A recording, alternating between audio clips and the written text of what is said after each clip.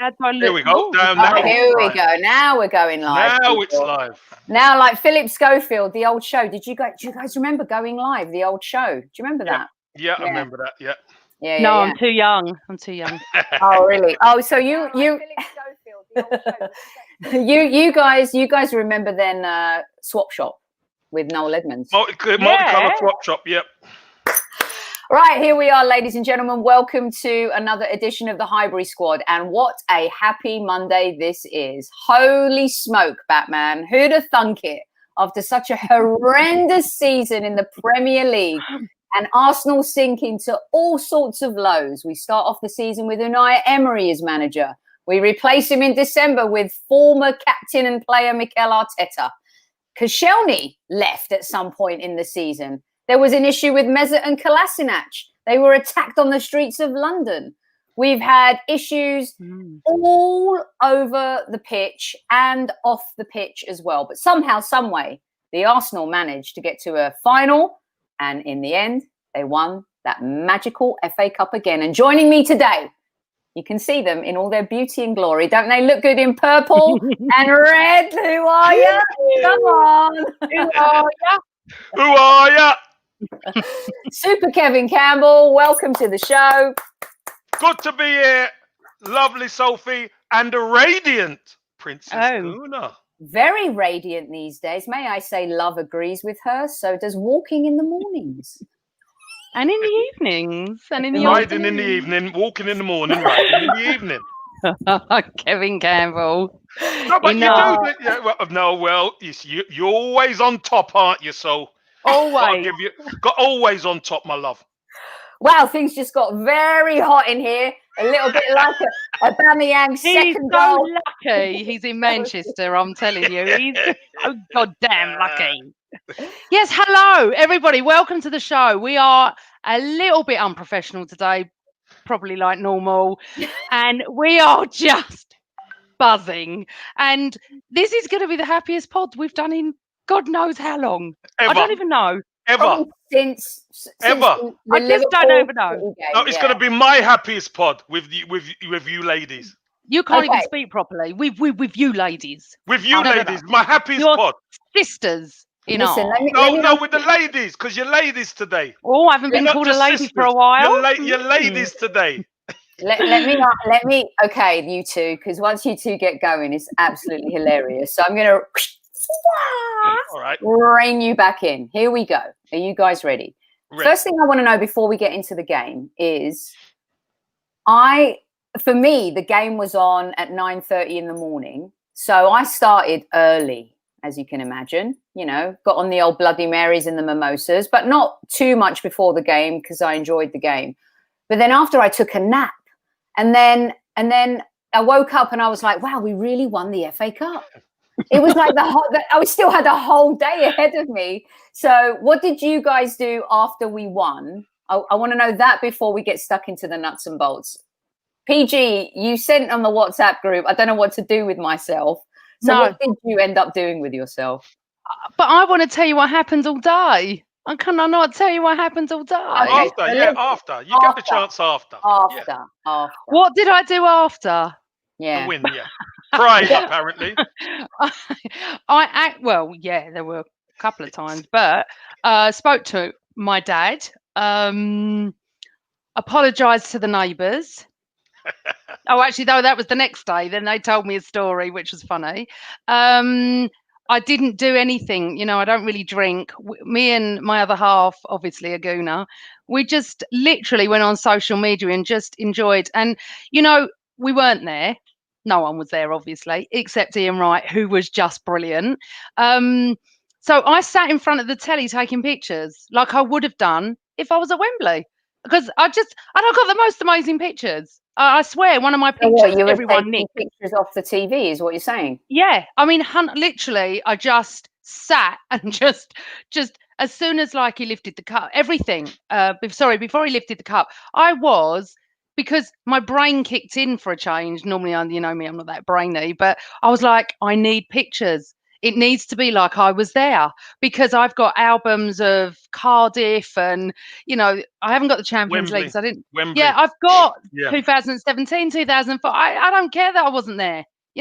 We were there in spirit, all of us. And I will just say, we'll talk about Ian Wright later, but I just literally could not believe it. Now, I didn't do a prediction that day, and I'm not going to sit here and say I thought we were going to win. No, no way would I say that. I didn't think we'd get stuffed, and I tried to learn from how I felt about Man City. I thought, well, we got a chance, but I have to be honest. When they scored, I looked at Carl and I went, "Oh, okay. Well, it's what I thought would happen. It was so early, wasn't it? Baku all over again." But go on, Kev, because I want to talk about before. What did you do, Kev? Well, I was in my local O'Shea's, that you know. Ah, was you? Brilliant. And obviously, it's all just table service right now. And it's amazing when FA Cup comes around, who actually supports Arsenal up here, because there were so many Gooners up here. It was brilliant. There was a few Chelsea fans, there was a few United who were supporting Arsenal and all that. Obviously, when Chelsea scored, the little pockets of Chelsea started piping up, which is fine. And then Arsenal scored, we're up, great, 1 each. When Aubameyang got that goal, we were up in the middle. I wasn't allowed to talk about it. Okay, wait. Okay, then I'll stop. Okay. No, hold on. Let me just get there. So after, that's who the celebration was with all the lads. Oh yeah. All the lads and stuff like that.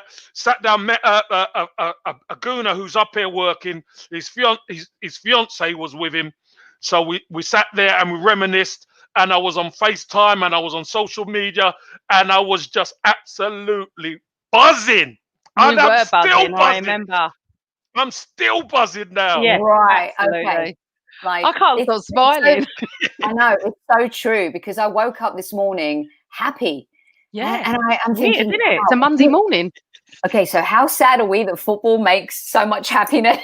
But you know what, right? So seriously, I did a tweet. Let's just go back to the beginning of the day. I did a tweet saying, for people that don't believe football fans can live around the world, basically, is utter rubbish. Because so many fans were telling me, I'll be up at 4 a.m., I'll be up at 2 a.m., I'll be 11 o'clock at night, I'll be 9 a.m., whatever it is, yeah? And I think to myself, what makes you less of a fan than me, who just lives around the corner, that, I'm going to sit down at 4:30 and start watching a program, and then at 5:30 the kickoff. And I got so many tweets back saying to me, that's wonderful, thank you for recognizing us. An Arsenal fan is an Arsenal fan. I don't care what anyone says. You can live in Timbuktu or you can live in Islington. If you support our club, you support our club. And it brought us all together. Because Arteta has brought us all together. I'm sorry, but he has. And I know you two love him anyway, and we've always championed him on here. But he really, really has. So then people said, oh, no, he's wrong for the job. He's not right for the job. It's utter rubbish. For a start, people have got no patience. But the beginning of let's go from waking up. Hold on 1 second. No, I have to tell you. All right, but wait. Okay, so you can't wait. Because I want to intro it to the point of, because Frank and Kevin and I have talked about this, and Amanda, we and Kev have talked about this in the room, is that what we loved about the FA Cup and what we love about it is those Saturday mornings where we wake up so early, the coverage starts and it just goes on all day until kickoff. Now that's a little bit different now. So I think fans of our generation especially are making new FA Cup memories and still trying to stay as connected as they can to the journey to kickoff. Go on. You've got the floor. How did your morning start? Well, the night before in England, you said you want the day. Now you've gone the night before. No, because there's a reason to this, right? The night before, she always wants more. It was. Always wants a little bit more. It was 30 stupid flipping degrees here, and I went to bed I was pissed off anyway because I can't go to Wembley. So I had the ump about that. And as you can see, I had my nails painted white with all my red rings that I've taken off. But anyway, so I was ready. Now, cup final then you go on the radio and I fall asleep, so I can't hear that. But then Kev says I'm going on the radio. You fell asleep because I was boring. No, because you go on at something like 3 a.m. our time and I can't stay up.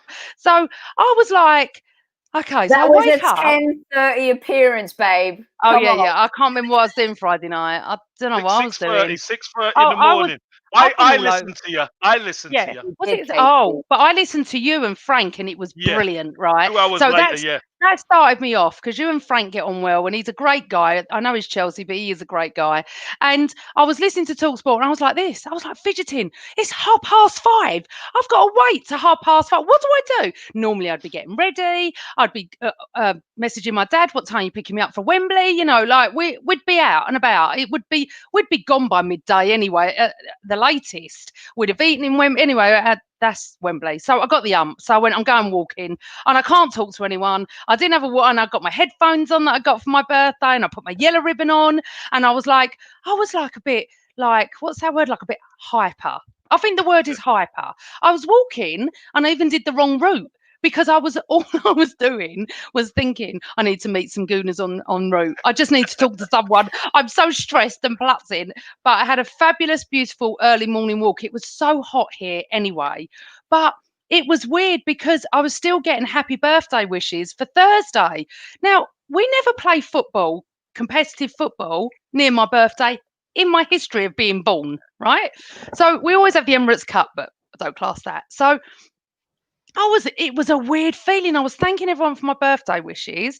And then I was walking and I was really, really like pounding because I was like, oh, Amanda loves to walk and Amanda loves to talk.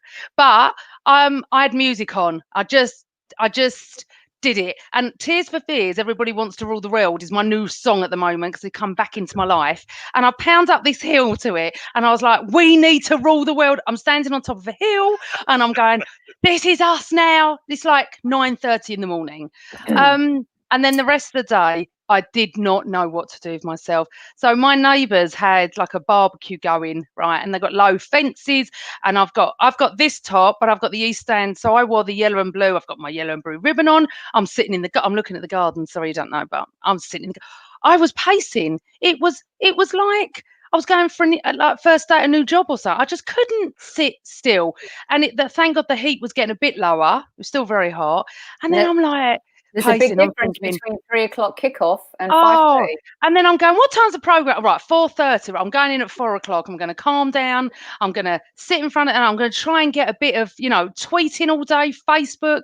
And again, with the birthday and people were ringing me and I was like, forget the birthday, forget that. But I do need to say that the best thing happened on my birthday. I got tweeted by Arsenal because I asked for a tweet. It was a birthday tweet. It was the most bizarrest thing ever. I said, could you wish me happy birthday? It'd make my day. I said, and obviously the best present would be Saturday night, but this would be amazing. And an hour later, they tweeted me and my Twitter went mental. And it was just brilliant. Yeah, thank you, Arsenal. Honestly, I've never had a tweet. I've never had an acknowledgement from Twitter Arsenal. So I was all excited. So I was like a kid, but I was upset as well. I was really down because I wasn't going to Wembley. And I know, obviously, with everything that's going on in the world, this is nothing. But if you're a football fan and your club is in the FA Cup final or any final, you think about Liverpool fans missing them lifting the Premier League. I got it. I totally understood. And then all of a sudden, we can't go to Wembley. And I'm angry about it. And I'm like, I don't know where to put my feelings, my emotions. But then I sat down at 4:30. And it starts the programme and I'm watching BBC the whole way along. And it was like, you've got to accept it, Amanda, and you've got to move on. You're not at Wembley. You just got to accept it. You've got to. But I didn't want it to be like a training game. I didn't want it to be like we sat down and there was a bit of music. And so I thought Wembley did well. And Ian Wright, who we've had some communication, me and him, I said to him, you represented us so well. I love the fact that when he opened his jacket, he had the Arsenal top sewn in, the lining. Embroidered in the... Yeah, it was brilliant. the fact that he was with Ashley Cole and Gary Lineker's a little bit neutral, isn't he? Right? I know. And the fact that Ian Wright is just like us. He is just like us as a fan. He's not like an ex-footballer, isn't he, Kev? He's just like me and you at football. He's a fan. He's a fan. That's it now. Like you, right? I imagine you'd have been exactly the same. And when the brilliant bit, sorry, and I am jumping. The brilliant bit is when he told Rob Holding what to do. And Rob Holding said, I could hear write it. I could hear someone telling me something. I just thought he represented us so well. And I love the fact that it was him. And the fact that I had all you to message with, it was wonderful. And we'll talk about the match in a second. But maybe we'll get there, Casey. I don't know, but we're at the morning. Are we in the afternoon yet? Just saying. Sorry, no, we're there, and I'm going to let you talk. We're just at the stadium now. We're going to let you talk. But needless to say, I should have warned my neighbours about my the noise language and about my noise. And the fact, we love seeing Sophie's eyes, and the fact that I like wearing. This is why I wear shades all the time. No, don't wear shades. No. Yeah. We are who we are, and we are Gooner girls. And I will move on to Kev to talk. Wow, KC, you get to talk. Wow, I tell you, she's giving me the floor. I'm anyway. No, hold on. Yeah, Sophie, listen, you're the host with the most, so you say what you got to say, and then we could all. All right, here we go. Yeah. So let's get to the game. Okay? Oh yeah, I've got loads to say. Okay, great. Let's start with KC though, shall we? Okay, KC. By the way, I'm also wearing my Union Jack. London is red heart. Lovely. If you can see it here. Oh, I love that. Love it. Look at the clever. Love the clever. Oh, I was showing that off, but thanks. So before the game, Kevin and I, as you know, Amanda, we believed that we were going to win the FA Cup. Yeah, you did. Yeah. And to be honest with you, I'm not sure how many Arsenal fans out there really believed we were going to win the FA Cup. That performance against Manchester City also solidified for me that Arteta could replicate that in the FA Cup. And I was on TalkSport with Jason Cundy and Mickey Gray, who I adore, both of them. And Jason and I were going back on the starting lineup for Arsenal. And for me, I felt, Casey, that starting with the team that beat City and putting Maitland-Niles in there, because that's what Jay and I were going back and forth with, I felt was the right choice. And I've been so hard on him. I've been so hard on this guy. But he has been the type of player, a little bit like Phil Neville at United, where he was asked to play multiple positions all the time when there were injuries or deficiencies. Yeah, utility player. Yeah. Absolutely. And I asked you and Frank, if you're going to see the team sheet, is there going to be something that scares you? Take me to that moment, KC, where the game starts, you and I are feeling it, team sheet comes out. What are you thinking? Well, when I saw the team sheet, it was exactly the way I predicted. That's what I wanted to see. Obviously, there was no Mustafi. Rob Holding was in that position. Maitland-Niles was on the left like he played against City. Bellerin was on the right. And Tierney was that third centre-back. So, Louise in the middle, Holding on his right, Tierney on his left. That's the way I wanted to see it set up. Xhaka and Ceballos in the centre of the pitch. And obviously, Aubameyang, Lacazette, and Pepe were the trio up front. So that's how I envisaged seeing it. But you still think to yourself, okay, I wonder what Chelsea's side is going to be, because Lampard will probably have watched that Man City game time and time again, and you could see he'd done his own work. The way that the first goal, he'd done his own work just by putting Mount just the wrong side of our midfield. So as soon as he got the ball and he turned, he was driving right at our back four, or back five, I should have said. Mm-hmm, mm-hmm. Yeah. So the game starts, you guys, and I'll take it back to you, Amanda, from here, because I think obviously this is where, for me, even though we went down a goal in the first 5 minutes, I preferred us to go down versus going up, because in the Premier League especially, I think we've dropped 21 plus points from being in leading positions, which if you look at that, imagine if we were able to be mentally strong to hold on to some of those leads, whether they were draws or wins, where we'd be in the Premier League. So when we went down one, I said to myself, don't panic. We've got this. Best thing to happen. Absolutely right, Casey. So, right. Amanda, we go down. Pulisic was sensational and has been sensational. Defending there's really poor. You were plutzing. What are you thinking at that point as we go down 1-0 in the first 5 minutes? Well, when we went down 1-0, I wasn't plutzing because to me, it was going to be like Baku all over again. And were we going to see the team that started against Aston Villa, or were we going to see the team that, played against City? I was happy to keep it to 1-0, to be honest. We weren't very good for, I think, about 20 minutes. I don't remember what minute the penalty came. 15 minutes. We weren't very good. And then we started to get in the game because I'll tell you what the difference is. They believed that they could do it. Their heads did not go down. Yeah. They had Arteta. I feel like anyway, they had him in their corner. And I feel that when you've got a man you want to play for, you want to play. You're 1-0 down, 5 minutes gone. It's not the end of the world. You don't have to have panic stations. At 75 minutes, if it's 1-0 down, then you start to panic a little bit. But they didn't panic. Okay. And I do honestly feel that we started to play well before the penalty. I've had a Chelsea fan say to me today, it was after the penalty. I said, I dispute that. It was before. We were rubbish for a period of time. And, you even tweeted, when are you going to turn up? It's very true. That was a thing. But we just started to get a grip on the game.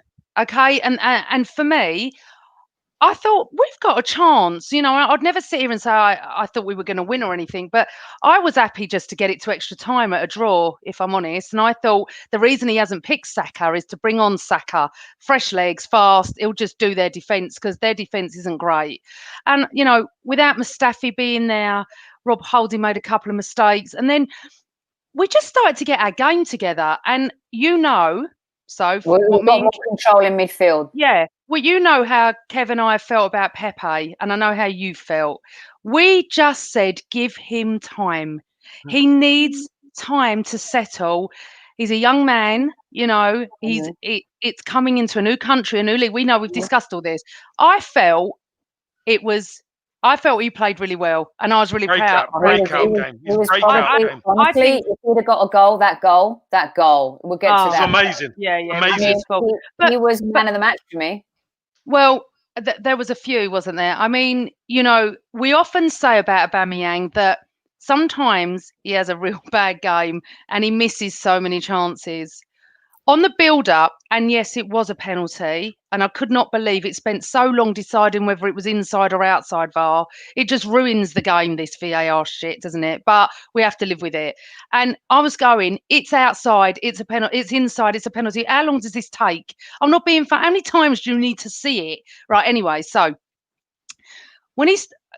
Carl had to stand outside. He can't watch penalties. I don't normally, but I've started to. And I thought, no, I've got to watch this. And I looked at Aubameyang. He just didn't look confident to me. That second, I thought, shit, he don't look confident here. He looks nervous. I thought he looked cool. No, I did. Maybe a few seconds just before he took it, as he was standing there. I felt the whole game now. Stop. Sorry, no, sorry. Right, I get told off. Right, okay. So, Casey, if we don't stop her, yeah, you're not wrong. She'll tell us that it'll be her show. Do you know how many complaints It'll be your pod. Do you know how much abuse I'm going to get for this? Listen, I had the same with Sonny. I was on Sonny's one. I had a spurt amount of time yesterday, and then I said, Sonny, I've got about 8 minutes. He wants to go through the player rating with everyone on the thing. I said, I can't do that, Sonny. I'm going to have to come up. No, I agree with Barry Ciccone. Pepe goal got me going. I think that was the start. That's all I want to say. And big up to Pepe. We've always supported him, haven't we, Kev? We've backed him, babe. We've backed him.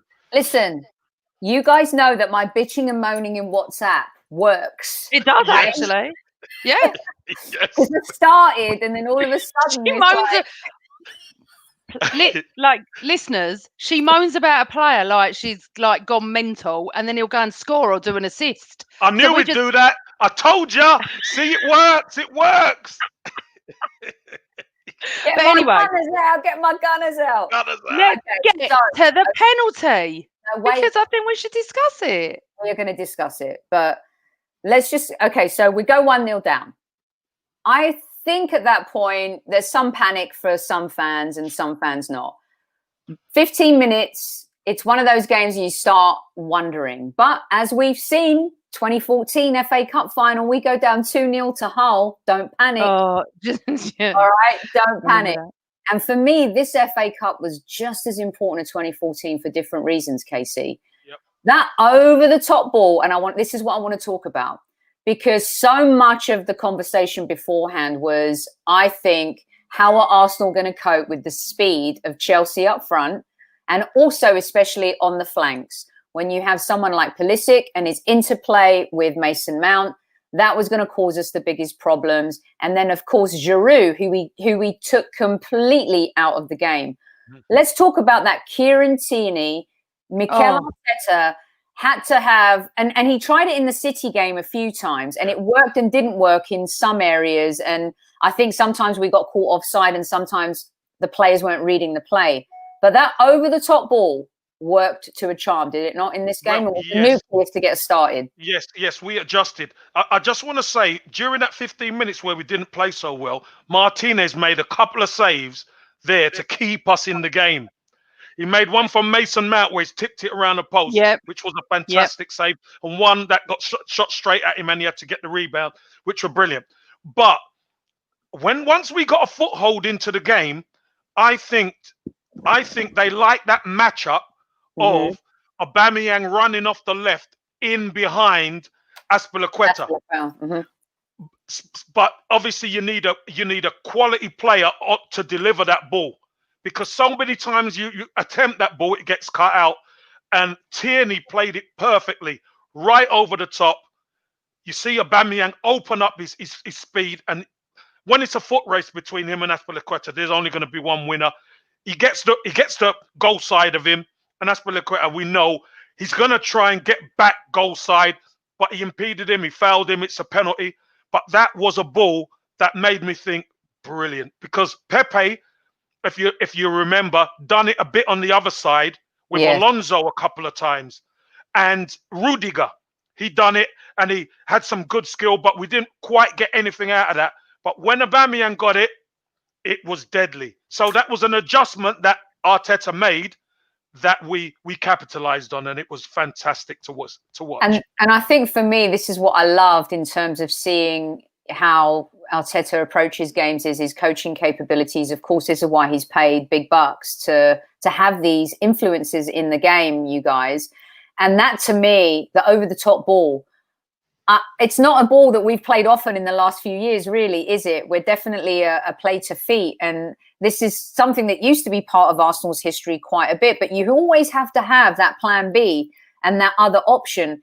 And I think in this game, Mikel Arteta completely outcoached Frank Lampard. Would you guys, Amanda, would you agree with that? When you look at how late Lampard chose to make changes even after the sending off. But if we just look at this kind of from a bird's eye view, I think that if you look at the game as a whole, he totally owned Lampard in this match. Yeah.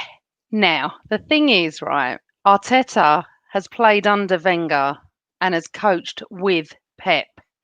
So, and apparently he knows 7 languages. I feel like we got a mini Wenger here in that respect, with the brain side of it, the intelligence side. Wenger, like circa 90s, early 2000s. Yeah, of course. But I feel he's more disciplined. He's more of a disciplinarian. Look what's happened. He's a mix, PG. Yeah, he's George Graham and Wenger together. He is, because where I don't think Arteta will let players go and play where they want to play. He's got a plan. What I like, it's very true, and I said this the other day, we seem to have a plan A, plan B, and a plan C. And I feel that if something goes wrong, like a sending off, if it would have happened to us, or an injury, God forbid, or anything, his intelligence comes into play, and also, and St James is just saying as well. Good, that's good. Yeah, it is true. These drinks breaks are helping him because he's coaching his boys, coaching. For us. Yeah, and it is, and again, as James Johnson 91, who is a friend of mine, said, it is a real A team. I love it when a plan comes together. Our plans are coming together. Aston Villa was a one-off. We just played City. We didn't turn up. We didn't want to know. It did, we what it is. It wasn't even at the game. We might as well not even turned up. But what I do, I mean, I really want to go through each player. I don't even think we got long enough. Okay, no, we're going to do that because here's where I want to start. We need to. We don't need to talk about anything else. No, there's a lot of comments coming in about. There's 3 players in particular I want to highlight, and the first for me is Emmy. Has to be. Okay. Has to be.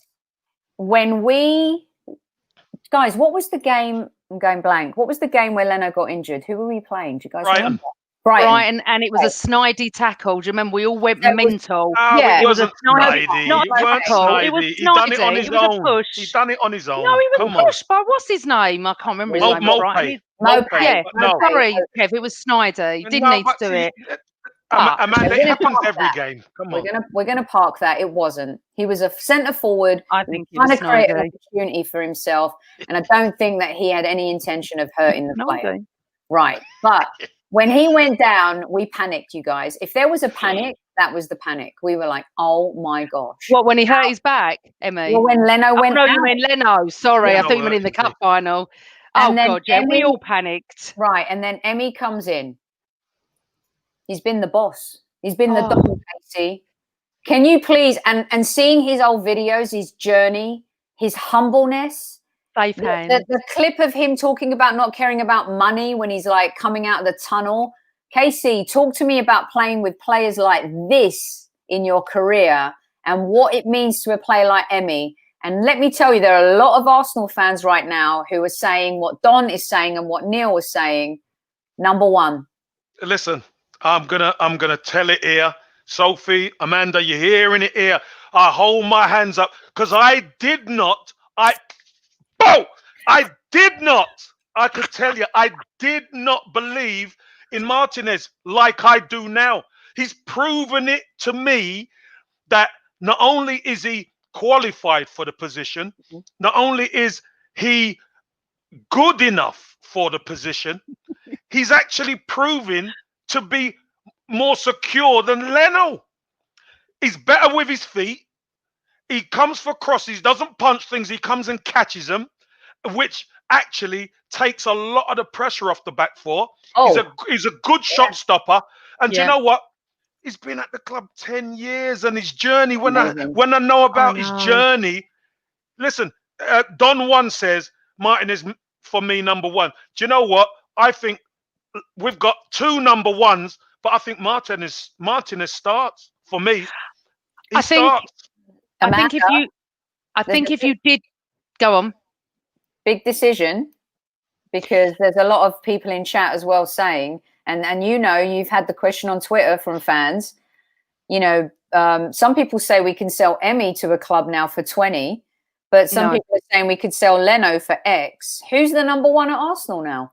Well, let's just be sensible here, yeah. And I always in the sensible route. We're not selling either of them.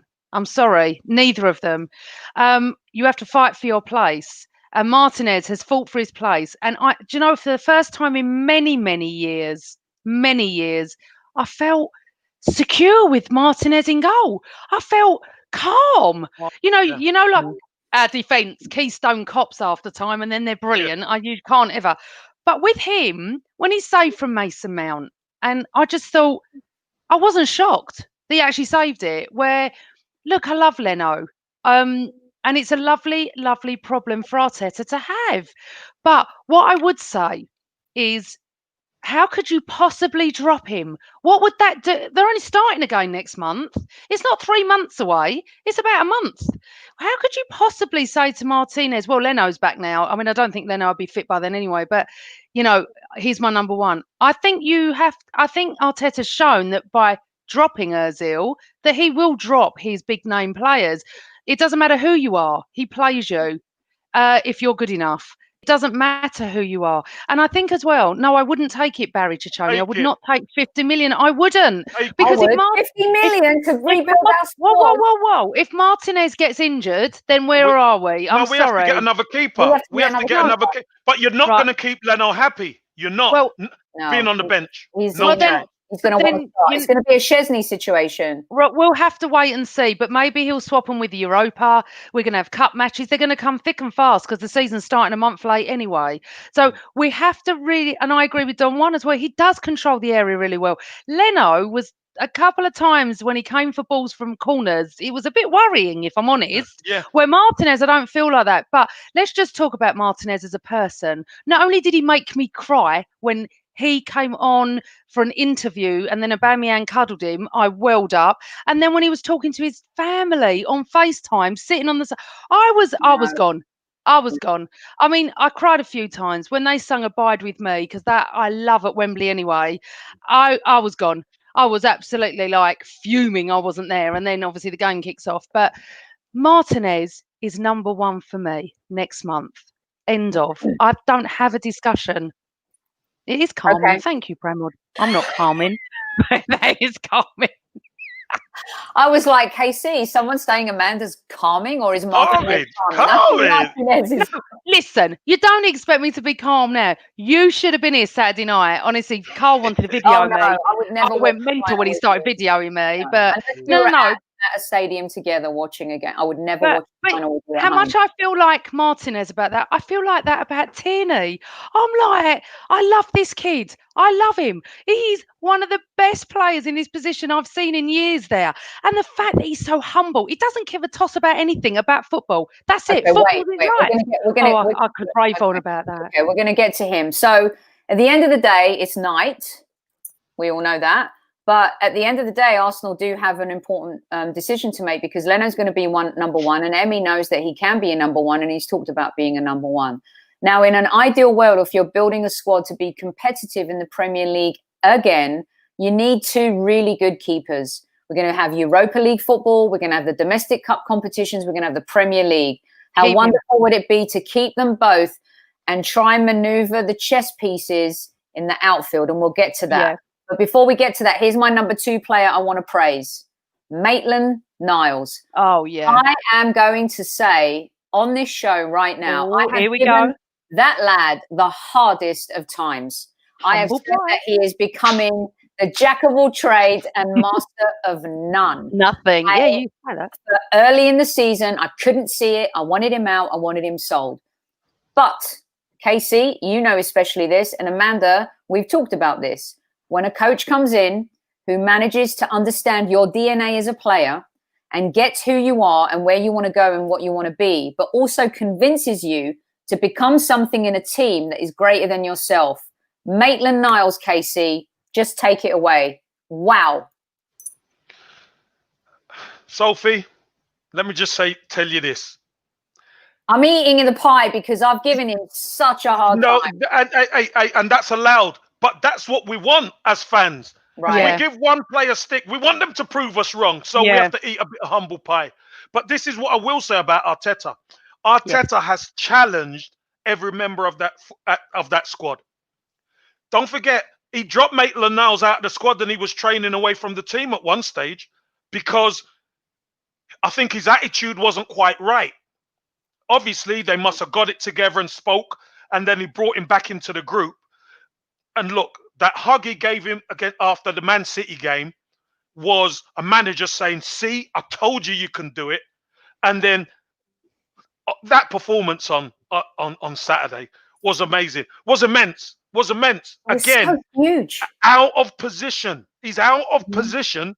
But I thought he was better going forward as well on Saturday. Yeah. As opposed to in the Man City game, he wasn't a factor going forward. If you remember rightly, before that, I think it was just after they scored or before they scored, he got down the touchline, he cut back, he whipped the ball in. I think it was before. And Aubameyang nearly got across and headed one just wide. So he's adding that to his game. Listen, he deserves the praise, Sophie. And he's our utility man. And, you know, apparently wants to go and play regular football. Well, you keep playing like that, Ainsley. Hey, And listen, you'll be playing regular football. you'll be playing regular football for Arsenal. I wouldn't tell him. I think we need a player like him. He's so, as I said earlier, the Phil Neville, Man United benefited so much from Phil Neville in big games and small games, you guys. And Amanda, I would have said no. I would have said yes to selling him. But after what I've seen over the last few weeks, he's coachable. He's adaptable. He listens. And when you see that progress and you see him taking in what he's being coached, that's massive. Plus, he has that connection with Arsenal, which is, I think it's really important. So I'm not saying I want to keep him just because he had a good FA Cup final. No, he's been good even before the FA Cup final. And I think we need a player like him in the squad. There is a common thread here. People are improving under Arteta. They've all had it in them. They've all had it in them to be coachable. We said this. Mustafi we were upset he wasn't playing. When would we ever feel like that? True. Is, as I hashtagged when he first joined, and this is my hashtag, I said the Arteta effect. Because and also, Soph, Kev and I do give players time. It's not easy coming in. I mean, Kev would know this, but it's not easy coming in. He's been around for a while. Yes, but look at the managers he's had. Look at the stability. There's no stability there. We've got stability now. So now what's going to happen is the rough diamonds are going to show through. I don't know if that's the right saying, but the rough diamonds who we thought were rough are going to show through. Some have got natural talent. Absolutely. You look at Tierney, straight away we know. He's just going to get better and better and better. I want that boy on a 10-year deal. And you look at someone like Willock, who's going to improve under Arteta. Everyone's improving under Arteta. And what do you think about what Andreas is saying right now? Because did Sterling become a better player because of Pep or because of Arteta?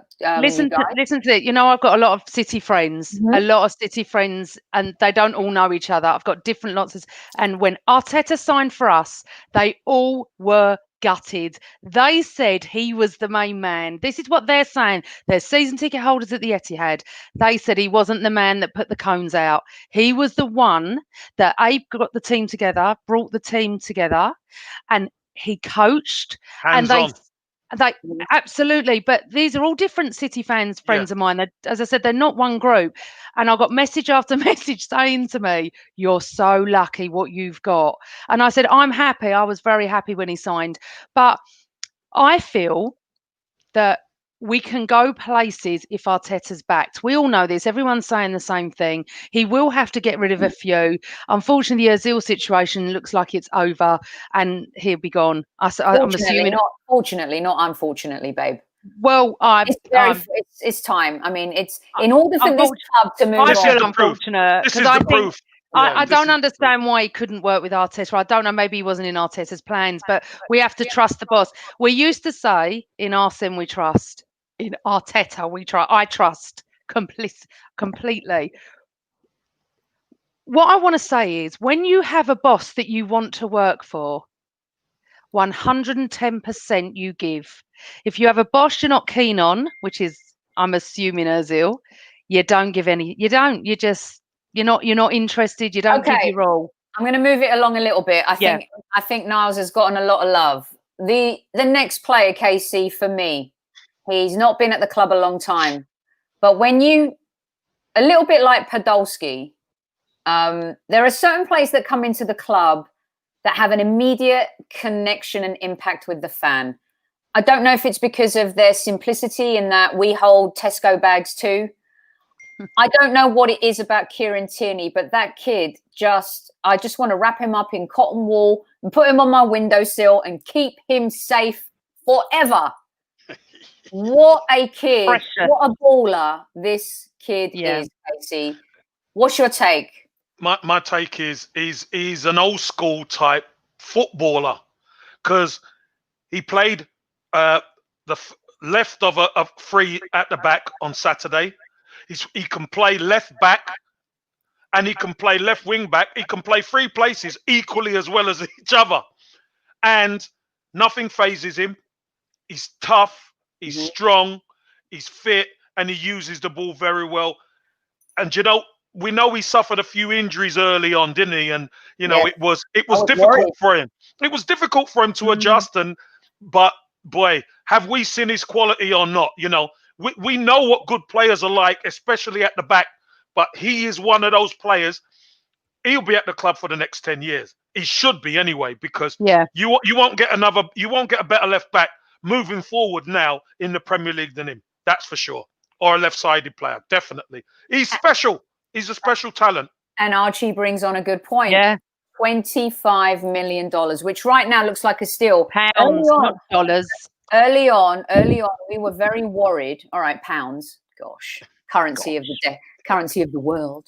Early on, I was very worried, and I think we were, is he going to be injury prone? Do we have another starlet like Jack Wilshere, who we know could be a world beater, but is he fragile? No, I just think in this case, Amanda, he just had some injuries he had to get over, because we're seeing some stealth in him, right? Oh, absolutely. And I was like you. I thought, oh, no, not another injury-prone prospect, God. But he slowly got on with his work. He slowly got on with his recovery. And at that time, it was like, okay, it's Kieran Tierney. We haven't really seen him. We've seen him occasionally. He got injured. But bloody hell, what a player. Honestly, I don't know who my favourite player is anymore. I go Martinez, then I go Tierney, then I go Aubameyang, then I go Saka. I mean, we have been blessed. I do want to talk about the fun parts, Phil. I know you want to carry on, but I think Tierney, as I just said before, 10 years, sign him up. He is our next Arsenal captain. I'm sorry, that boy is just special, phenomenal. And the crosses, oh my God, the crosses like we've not seen in years.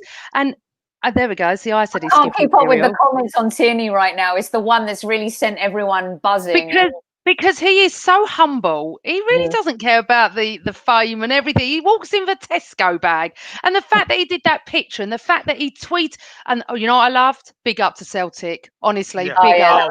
Wishing him and us the best. And then he tweeted them back after the game. That is class, that a club still loves you like that. Sorry, Kev, go on. No, do you know, what brought him even closer to me? I think that the younger lads call him Roadman, because he always comes in a tracksuit. You know what I mean? He's in his Adidas or whatever tracksuit, and he's just simple. He's just easygoing guy, right? They call him the Roadman. But the thing that brought him closer to me was this: in training, they had to tell him. The players were saying, "No, slow down, slow down, slow down." What's he going to slow down for? He trains the way he plays, and he plays the way he trains. Them players have to up their level, because do you know what? Under Arteta, that's the way it's going to be from now on, and I love it. I love it. I love it too. Amazing. But can you imagine, can't you, how they're all feeling as well? The fact that, and what I loved, I mean, we'll go into the celebrations a little bit, was that Arteta took the cup in, was dancing with them. Dancing. You wouldn't have seen Wenger or Emery do that. He was dancing with them. I wanted to be in there. He was he was like a Spanish island breeze. But you said something. He was, wasn't he? Yeah. Oh, I love him. But the thing is, Sophie, you said it, the connection. Forget the players with us. Arteta has got us down to a T. Like Klopp got Liverpool, Arteta gets us. 100,000,000%. He knows what we deserve. He knows what we want, and he knows what we're aiming for. He wants us on his side. I don't know anyone now that's not on his side. I think they can start to see what he's going to bring. And I say it again, if you've not watched the Amazon documentary with Man City, is it All or Nothing or whatever? All or Nothing, right? Yeah, All or Nothing. It's the only one Arsenal fans will watch, because they're not watching the next one that comes out. I will be watching the next one and having a best laugh ever. But what if you watch this, and it was so fascinating for us as Arsenal fans, because all I was doing was watching Arteta. He'd already joined us by the time I watched it. And I remember thinking, we're so lucky. He could have gone anywhere, because when you are coached by one of the best, why would you not want to employ him? And he's played for us as well. I mean, and he's won a cup for us. I'm so excited. I really, really am. I am to the point where I'm desperate for Aubameyang to sign his contract. Let's stop. right there. Look, red light, green light, amber, remember? KC, we've got this down right now, don't we? Yeah, I like it. Okay, very cool. Because my next player that I want to highlight to you guys, of course, is the obvious choice. Talk about 14 being a magic number for the Arsenal. Thierry Henry, the amount of cups we've won, and now our new captain, who I didn't think had that captain leadership material, another one I'm going to be honest with. But no argument ever about his quality, his persistence, because he does need a few chances to bury one. We could have gone one up early with that header, but he missed it. And then he does the spectacular, especially with that second goal. Aubameyang. Now, it's going to cost 50 million plus to replace his goals. Today, I was listening, they were doing You couldn't replace his goals with that, that small amount. 50 million, 150 million. Someone had Harry Kane above him today on the radio. I was listening and I'm like, come on, stop. Harry Kane has scored. He's done nothing. KC, I'll start with you. Tell me, as a striker, a prolific one at that, talk to me about Aubameyang. Well, listen, the important thing for Arsenal, for us, is in Baku last year, we didn't see Aubameyang. At the back end of last season, where he could have got us into the Champions League, we didn't see Aubameyang. And that was under Unai Emery, right? So the question marks were there about Aubameyang. We know how valuable he is, but when it really matters, and now he's got that captain's armband, that's even more pressure heaped on him. But what happened? He's got the manager now. He's got the manager who has got the plan. And now Aubameyang is taking games away from Manchester City and now Chelsea in the final to win us the cup. This is huge difference. This is all we ever wanted. And this is what Aubameyang wanted. And this is why I believe this is going to be the turning point and the catalyst for him to say, do you know what? I believe in this project with Arteta, so I'm going to put pen to paper. So, KC, let me ask you this, because it came up in our group today with Amanda and we were chatting in WhatsApp. And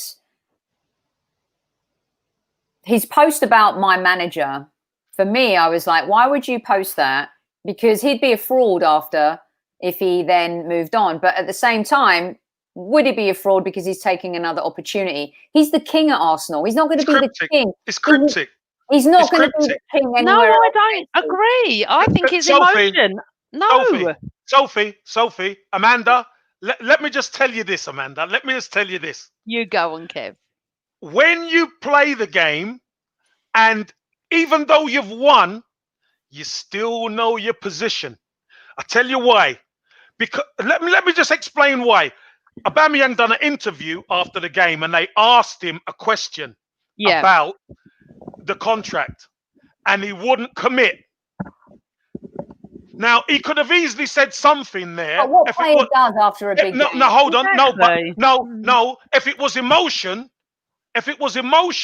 remember, that's what you said, Princess. You said it was emotion. And if it was emotion, hold on. If it was emotion, right after the game, after you've just scored 2 goals and you're the captain, that's the time to be emotional. Yeah. So when you have time to think about things, he doesn't need to say my manager whatsoever. Even though he's happy, he doesn't need to put it because people will talk about it. So do you think he's going to sign? Yes, I do. That's what I just said. You? Okay, no. All right, calm down. Well, I just said that. Come on. Okay, so the only thing that he might do is exercise. Listen, guys, listen. The only thing he might do is exercise his right to make the most money if he's driven more by money than a project. Because right now we're a project. We're not in line to win the Premier League next season. It's not going to happen. But we could definitely get back into a Europa League final. Why can't we do that? We're a really good cup team. We just failed at the last hurdle against Chelsea. So the only thing I can see him doing is waiting a year, and he goes on a free and he can command more than the 250 that we're offering him. Can you guys see a scenario where that would happen? Because then again, the club gets into that horrible hole of we're letting someone go for free and we're getting absolutely zero for it. I say we make the deal now. He's 31. I think Aubameyang looks after himself. I think he's got 2 more good years left in him. Even if the 3rd year's wasteful, Casey, it's worth the 2 years to get us. And when you think about the thought of breaking up what could be next season with Laka, Pepe, and Aubameyang, and I'll get to Laka in a minute because I think he's a little bit underappreciated. Amanda, wouldn't you make that deal? Like, I can see him signing, because where is he going to go and have the lauding and the love that he has at Arsenal? Is it about money for him? We don't know that. I disagree slightly. I don't think he's one of these players that would be a little fish in a big pond if he moved. I think he'd be a big fish in a big pond. If he's not going to sign, Sophie has to go. It's 1 year to go. I'm sorry, it's business. Where would he be a big fish? Where could he go? Wherever he went. He's world class. I'm sorry. Went to Barcelona, it's always about. Hold on. It's always about someone else. Yeah, but he's getting better and better and better. 31 years old. Yes, I understand that. So there's my point. I disagree with Kev. I don't think he is going to stay. I do think I know what you're saying, Kev. It's not emotion to you because you still got half an hour later. But come on, they're buzzing in that changing room, and he's got a gorgeous photo of him and Arteta. And it doesn't mean he doesn't think of him as his manager or love him to pieces, that he still might go. He still can love him, and still appreciate everything he's done for him. And remember, he's elevated now because the whole world watched the FA Cup final and it was all about him. Great penalty, fantastic goal. He chipped that goal. It was just beautiful, right? So I don't think he'd be a small fish in a big pond. I don't. But do I think he's staying? No, I don't. I think he's going to go. I think he's 31 and he wants the biggest payday, I'm assuming. I don't know. But you can see, I watch all the Instagram stories, all the Facebook, everything. I watched everything and I follow them all. They get on so well. It is never about one of them. It's all about all of them. You got Lacazette and Aubameyang taking the piss out of Saliba. You got Lacazette dancing. You got Aubameyang. Honestly, Amanda, it's team spirit. Amanda, can I ask you a question? If he was younger, I'd think he'd sign. I've got a question for you, darling. Go on, you ask me. Is Aubameyang not at one of the biggest clubs in the world right now? Boom! And you know he's not. What are you talking about? He's in the top 10. Arsenal are in the top 10 of the biggest clubs in the world. He's at one of the biggest clubs. Yes, but okay, on historic standing, but we're not in the Champions League. We weren't even qualified for Europe. We're not the big 10, Kev. So we should go to Leicester. So we should go to Leicester or someone. And if he did go to Leicester, he would be the biggest fish in the pond. No, but who would call? So a team who's qualified for the Champions League isn't everything. Let me tell you. I understand. I agree with you. I agree. Not. I believe it's about that feeling. It's about that feeling. Yes, I understand that. Stop. But Kev, no, Kev, wait. Why didn't he say I'm staying straight away? Because nobody does that after a big game. You show me a press conference where a player, after a big game, when he's asked that question, has said, yes, I'm signing and I'm staying. No. Didn't Omri do that after the Champions League final?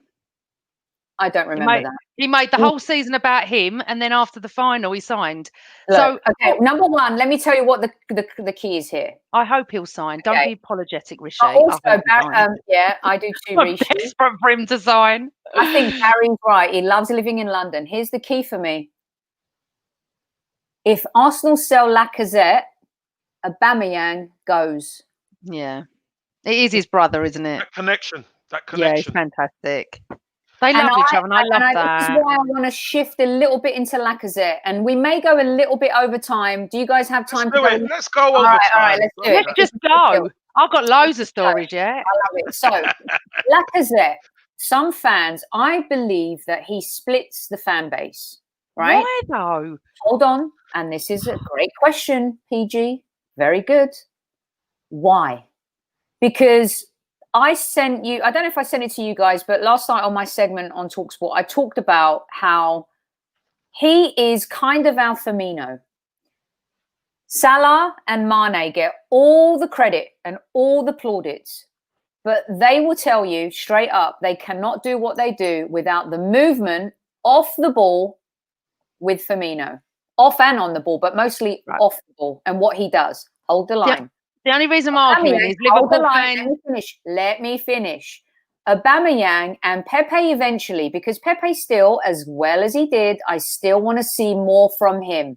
Okay, I think we all agree on that. But they could be that formula because they are three unique players who bring different things to the table for a common goal. I'm going to start with UKC.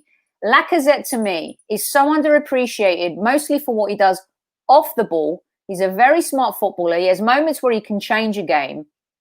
I would try and make up the money elsewhere on the pitch and keep Lacazette. What are you doing?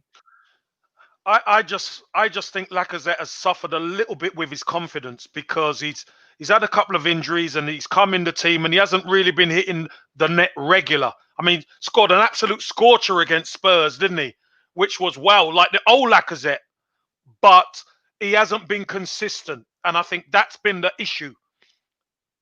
I think right now, the way Arteta is playing, Lacazette's vital because Pepe's not good with his back to goal and Aubameyang's not good with his back to goal.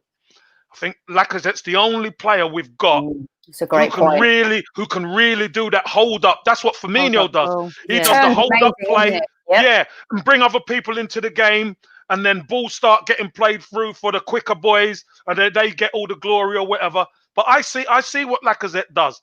I'm not so sure whether if a bid comes in and Arteta might think I've got a player in mind who would do what Lacazette does though.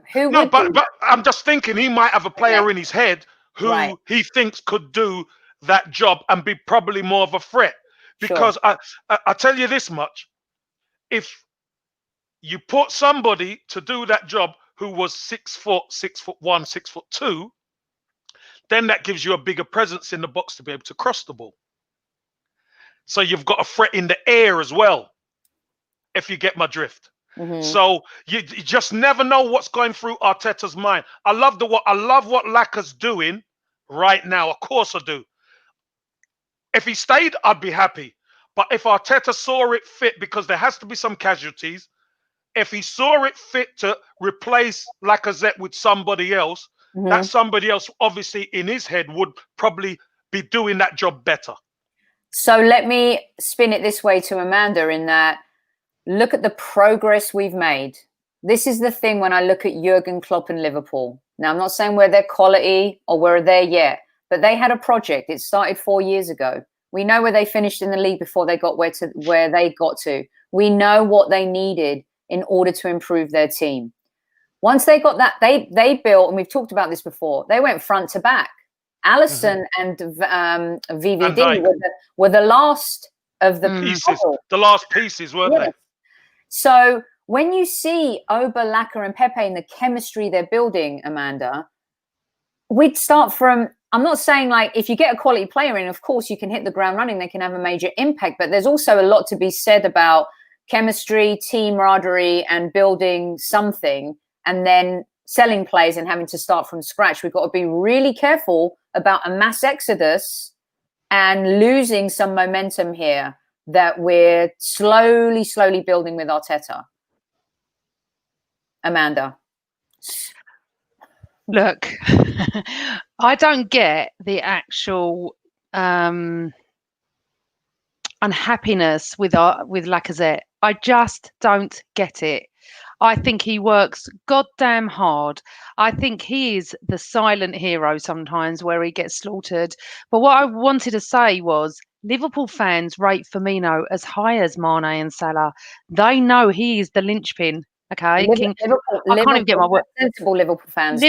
Fans do. There's not one. Well, I don't know hundreds, but I know quite a few. They all rate him.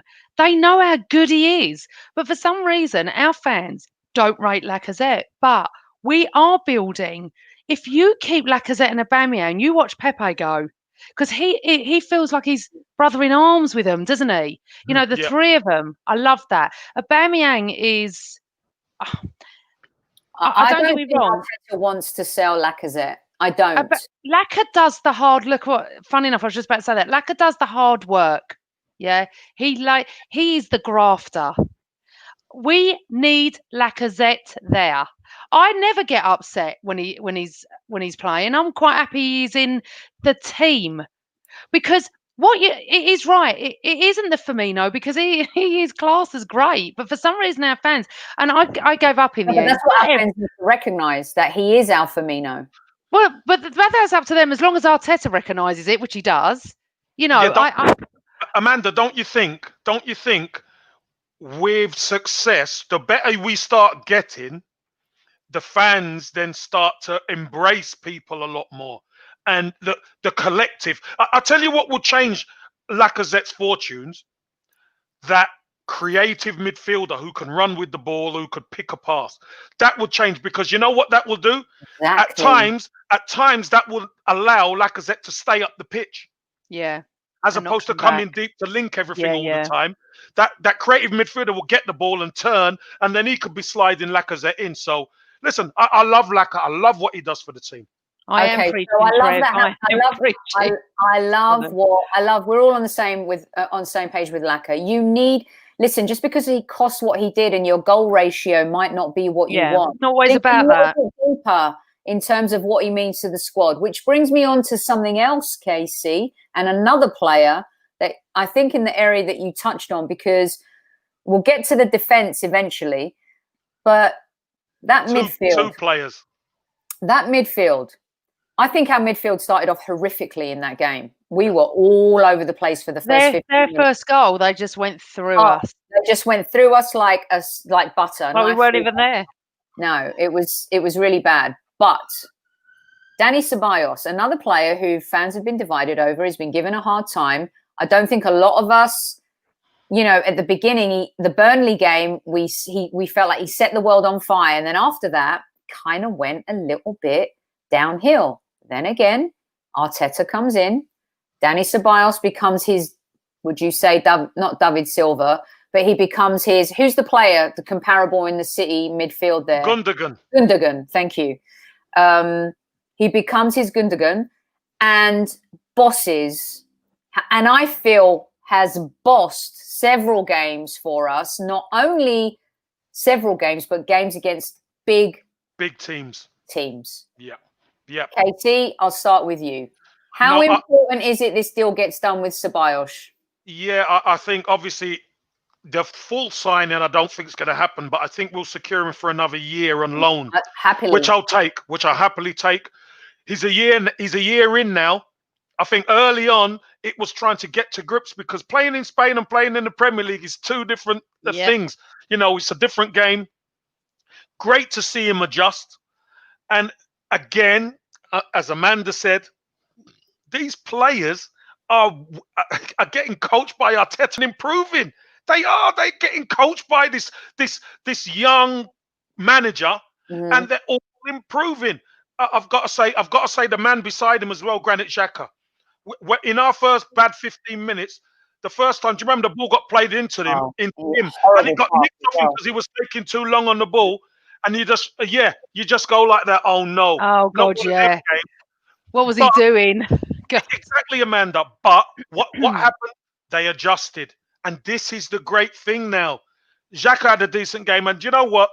I've got to mention this. In the 96th minute, where, somebody played the ball into, I think it was Aubameyang played the ball into the corner. Yeah. Who made that run? I couldn't believe my eyes. It was Xhaka. So much energy. Midfield. Energy. Long busting run into the corner, holding it up, killing a bit of time. I thought, wow. Listen, he's had his tough times at Arsenal.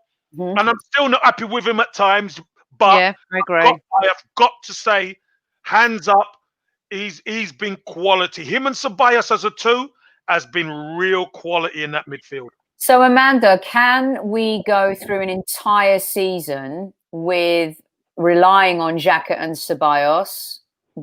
How do we improve the midfield? I mean, we've been talking about, I don't know if we're in the business of party. I really don't know if we can go there. Like, I often question, why would he come to us? He's at Atletico Madrid, he's playing in the Champions League. What do you think? I think Xhaka still has a future at Arsenal. I would want him in the squad. That night I defended him. You guys went at him. Do you remember that episode? Yep. And I know I met that he's such a leader. There's some unidentified secret leaders that people don't think of because they make mistakes on the pitch. But David Luiz and Xhaka are two of the biggest leaders at our club right now, right? And you can sense with Aubameyang, with the GOAT thing and the iPad thing in the dressing room, that they really love and respect him too. But Amanda, how does our midfield improve for next season? Because I still think there's an X factor missing. There is an X factor missing. And you know what? I think Xhaka's done brilliant. And I think since the episode where he threw his shirt on the floor and everything, and then obviously Arteta comes in and it all goes a bit silent about that, and he got on with his job, Xhaka, and he tried his best for I cannot deny that he's done all that. But I'm still not sure if he is the answer, if I'm honest. If you look at their first goal, it was disgraceful. And it worries me because if you brought in a top-class midfielder with Ceballos, my God, it would be football porn for me. But I do feel defence and midfield are the priority this season. You know, Kev was talking about David Luiz on TalkSport saying he can't play in a back four, only a back three. I couldn't agree any more with that. You know, if you said to me that you only had one choice, David Luiz or Xhaka, I'd choose Luiz. I have to say this. I would, because I think he is a proper leader. And I think that, yes, he has made mistakes. They both have made dreadful mistakes.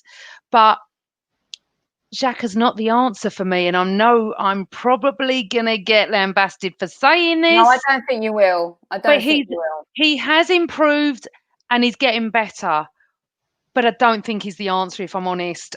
Yes, I'd like him in the squad if he would be happy to stay. Absolutely. You know, I think he has come through his bad time with us. Tough time, yeah. But he also sometimes he's too slow. Right? He's too slow. Great point. He doesn't That's release a great point, Rishi. Great point, Rishi. Yeah. You know, what's he put? Yeah, speed is of the essence. He is. I didn't even see that. Yeah, he is too slow. That was I was just going to get to it. Sometimes he doesn't release the ball when you want him to. Sometimes they get in positions and Aubameyang's free and he doesn't see it. But I wouldn't be distraught if he stayed. But I do think we need someone better. And I don't like saying that on today. No, I know. But because everyone gets a 10 out of 10, no one's criticising any player. We're just looking to the future in terms of what's right for the Arsenal. And Xhaka has hugely improved. I'd still want him to stay at Arsenal because I think players respect him. I think he's got great leadership skills. I'm not saying he should start every game. And squad maybe, game. You know, it's a squad game. It's a squad and you know game what, now. KC, you know, look at Liverpool, look at City. A Liverpool squad, you could say, might be a bit thin compared to like City. Look at United. Looks like they're getting Sancho, right? They're going to build reinforcements all over the place. It's important. Chelsea. Look at the signings they've made already. We've got to have great, good players in every position. 22 men, right, Casey? 22. 100%. But can I just say something? You touched on Liverpool before with Klopp. You know, you could see how much they've improved under Klopp over game after game after game. You know, they're very close to winning it the season, last season. They wanted to play for Klopp. They loved their football under Klopp. Our team are the same with Arteta. And if we can keep the team together, I'm not saying Xhaka, I mean Aubameyang, we've got a great chance of building, emulating what Liverpool have done. Yeah. I think Arteta knows what we need, but I don't want to be sitting here saying this one should go, that one should go. This isn't the pod to do that. This is to celebrate the cup final. It is, but also it's about talking about the future. We've all done a lot of celebrating, and we'll get back to celebrating after this. No, we're going to do the future next week. No, let's do the future now because it's important. I'm having a tantrum. You can still wax lyrical in a minute just after this last bit on the squad, right? Because everyone in chat as well, especially, and thank you everyone for joining us today. Love your comments. You're smashing it. Keep them coming in. That's a good point as well. Every single one that we're talking about. The defence. It's the last piece. We talked about the goalie. We talked about the front line. Talked about the midfield. The defence. Our Achilles heel for what? 10 years? Maybe 11? Casey, I'm just going to start with you with the simple question because we've talked ad nauseum about it. What does your... it looks like we're going to be a 4-3-3 team next season. I don't know if that's going to be in every game. Obviously, he'll adapt his tactics, but that's how he wants to build this squad. 4-3-3 or 3-4-3. Is it 3-4? Is it? Yeah. Or is it... With Luiz in the middle, it's 3-4-3. Okay, 3-4-3. I read a few pieces today where Arteta's talked about a 4-3-3. Is this nonsense? No, he wants to play. He wants to play 4-3-3. 100%. So talk me through it. Well, he wants to play 4-3-3 because similar to how Pep Guardiola does it, the fullbacks then cause the overloads in midfield and up front, so the wide players can come in and the fullbacks go on the outside, which absolutely stretches the defense. That's why you see Man City poking balls between centre halves and all this kind of thing, because the defense is just stretched. But Arsenal don't have the personnel right now to do that. Here's the reasons why. When you play that way, your holding midfielder and your two centre halves have to have speed. They have to be tough. They have to be tenacious, and they've got to be good on the recovery. Arsenal just haven't got that right now at the moment. And I'm sure this is what Mikel Arteta will be thinking. If I could just address this. There's times where I think he will change and play 3-4-3. But for the consistency of performance, 4-3-3 is the one. And he needs that quality player. He needs that holding midfielder like Partey yesterday. Right? He needs that.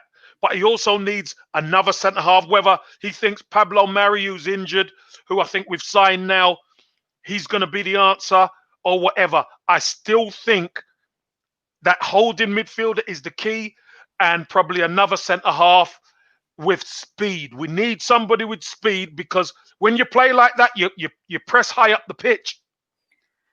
So let's talk about a little bit with regards to... We're talking about selling Sokratis. He doesn't want Sokratis. Sokratis wants to stay, but he's on 105 a week. I mean, guys, Sokratis is on 100 plus a week. That's crazy money. He's not that great. You got him for nothing. This is the thing. I know we got him for nothing. That's true. Yeah, you can pay. You see, you can. Clubs will much prefer to get these players for next to nothing and pay them the wages. The wage. Yeah. Right. Yeah. So let me ask you guys this then. So we don't know how Saliba's going to be, right? I have news on that later. We don't know how Pablo Mari is going to be, right? We've still got David Luiz, and clearly he's staying. Arteta trusts him. There's a question mark against Mustafi. Kolasinac, I think we'll all agree, if we can get anything out of him, he goes. I'm not sure I enjoy the talk about us being willing to get rid of Bellerin at this point. I don't know. We've got Soares, who has huge experience in Premier League. He's coming off an injury. So we can't sell everyone and expect Saliba and Mari to just be the answer next season. No, you mentioned... What do you do, Casey? Who do you keep as insurance? Well, the key positions, and you mentioned it before, you try to keep two players for every position. That's what you try to do. So you want Bellerin and Suarez to be there. And you've also got another insurance policy with Maitland-Niles, haven't you? You know, Saka could play left back. Tierney could play left back. But if there was ever you needed to adjust, Tierney could go in a free. Maitland-Niles can play left wing back. Saka could play left wing back. And Cedric can play left and right, by the way. Exactly. Yeah. So, you know, they're interchangeable. So you keep those, but the most important thing for us is the key positions. The center of the pitch, Amanda, isn't it? It is, but the most important thing is that we go back to talking about the cup final. Hold on one second, though. Answer KC real quick with Rishi. If it is a 4-3-3, who's the personnel?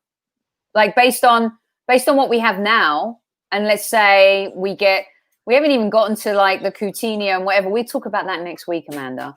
Yes. Can we just go back to the cup final? just wait. Let us finish on this thought. Everyone's enjoying the conversation about how we might line up next year and who might be there. But do you see Saliba starting off? Yeah, I do. He's going to be thrown in there. I do. Yeah. Okay. Not thrown in because he's going to get a pre-season under his belt. He's going to learn. And remember, he was there. He was watching, and he's been training. So I think he's going to start.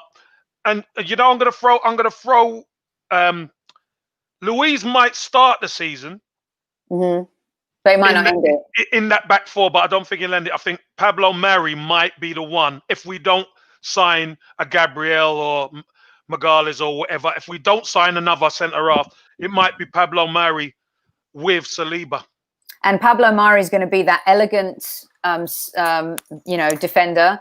His distribution is really good, but also he's a positional. He's going to need the speed of the Salibas of the world because he's a positional guy. He's a little bit like Mertesacker. He's got that brain where you wonder, like, is he going to get there? And somehow he's already there. He's going to be, from what I've seen. Anyway, so I think we'll go back to the FA Cup final. Otherwise, Amanda might throw a bit of a tantrum. Kev. So we've gone through the players. I think we did a great job of analysing the players in the game. Everyone gets a 10 out of 10. I think it'd be cruel of us to point out a poor performance because I think that we were able to. But hold on. Rob Holding had a couple of shaky minutes, didn't he? A couple of shaky moments, but he got himself back into it. Which they all did for the first 15, 20 minutes. They're all rubbish. but you see, the thing is, right, I work with a Chelsea fan. I love him to pieces, and he plays football as well. So he's not one of those idiots, right? Princess is not pissed, but I just want to talk about the cup final, not who's playing in the centre midfield. Thank you. We'll do that next week. Smile about it, Princess. No, I am now because I just like, me, I can't be asked to talk about what ifs. But, this morning I got was referee ruined it. Martinez should have been sent off. He was off. He was out of his box. Yeah. The referee ruined it. Yeah. It was never a penalty. And what's his name? I can't even say his name. Kovacic. Who got sent off? Kovacic. Right, shouldn't have been sent off. I agree with Kovacic. He shouldn't have been sent off. It was never a yellow card. Martinez, I've seen two angles. One was outside, one was in. So I don't know if one's been. He did brilliantly there. Got a picture of him outside, so I don't know. Right, with the ball. His body's outside, but the ball is as well. I've sent you that picture, haven't I? I haven't sent you it. I'll send you it later. The ball's on the line. But I've got a picture that shows it's not, and you'll see this. So see what you think about that. I'll send it to you later. There's no way.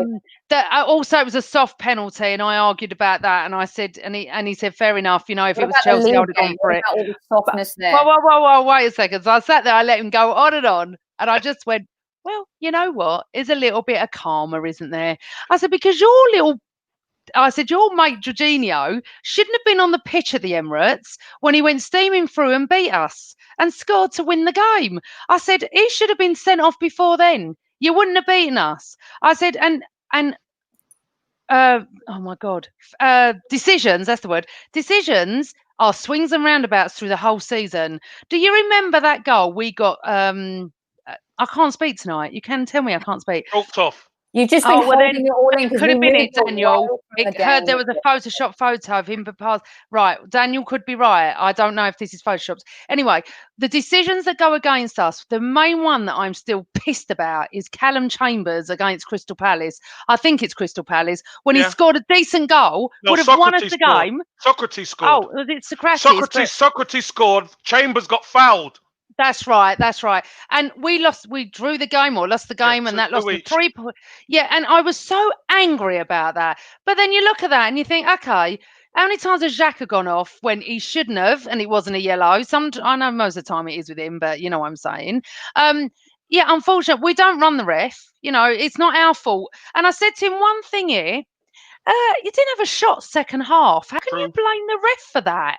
Yeah. You didn't have a shot to score. Well, we had, if the ref wouldn't have said, I said, hold on, he sent him off at 75 minutes. Yeah, You still you had didn't have a 25, 30 minutes to shoot and have a go at our goal. So I'm sorry, but then I wore red and white to football today and no one said a word until I got back from lunch. And when I got back from lunch, my boss said to me, "Are you wearing red and white for Arsenal?" And I swear there was a part of me at that second that wanted to go, "No, of course not." Of course I not. went, "Yeah, of course." I said, "Obviously," like that. And he laughed because he's West Ham and they're great. We all have a bit of banter in there.